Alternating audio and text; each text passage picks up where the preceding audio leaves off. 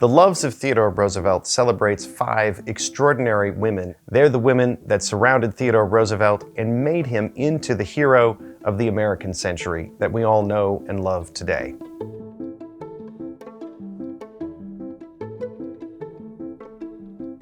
Midi Roosevelt is known in history as a Victorian waif, someone who really had no consequence on her son, Theodore Roosevelt.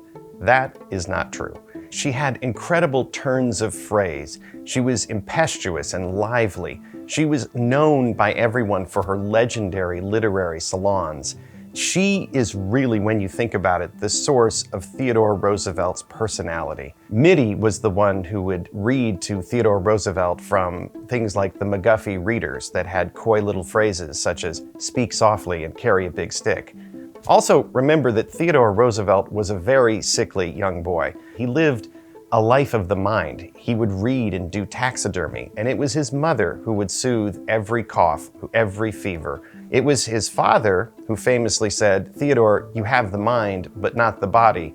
But it was really Midi Roosevelt, his mother, who made sure that he lived to become the Rushmore Roosevelt that we all know and love today.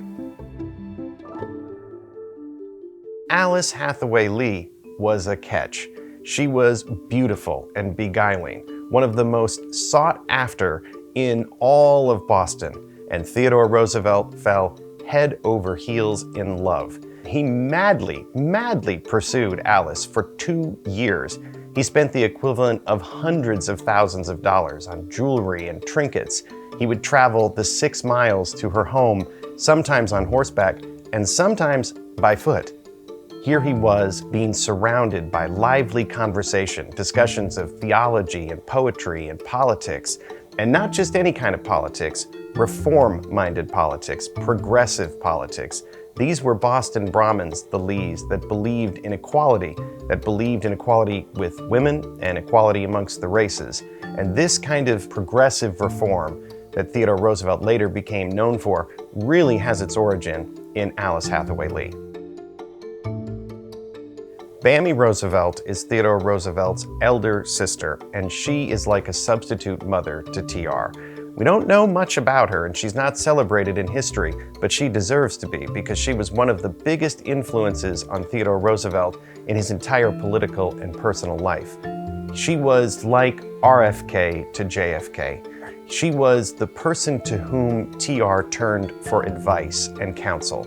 In every single major decision that Theodore Roosevelt made, whether it was going to war in the Spanish-American War, whether it was running for governor, or all the decisions that he made as President of the United States, TR constantly turned to his elder sister, Bammy, for her advice and counsel.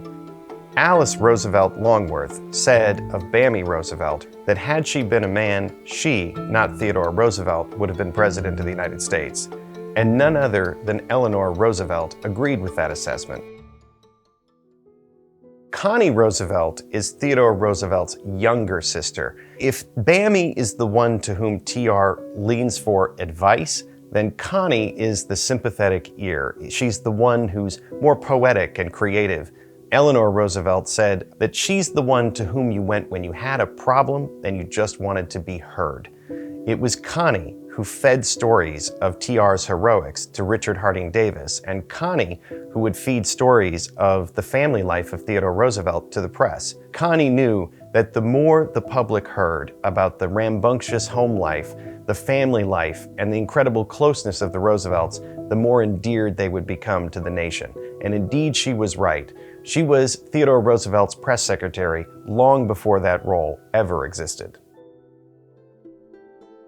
Edith Kermit Roosevelt is the first modern First Lady.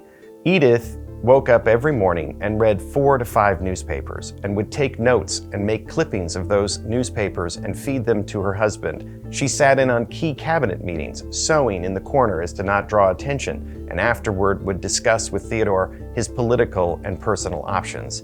They would take long walks and talk about the strategy and politics of the day. Edith was the one to whom TR really looked to for judgment. She was a shrewd, analytical personality who knew who had TR's best interest politically and who was trying to take advantage of him. It was almost always Bammy, Connie, Midi, or Edith who had something important to tell Theodore Roosevelt. When he listened, he succeeded. When he didn't listen, he failed.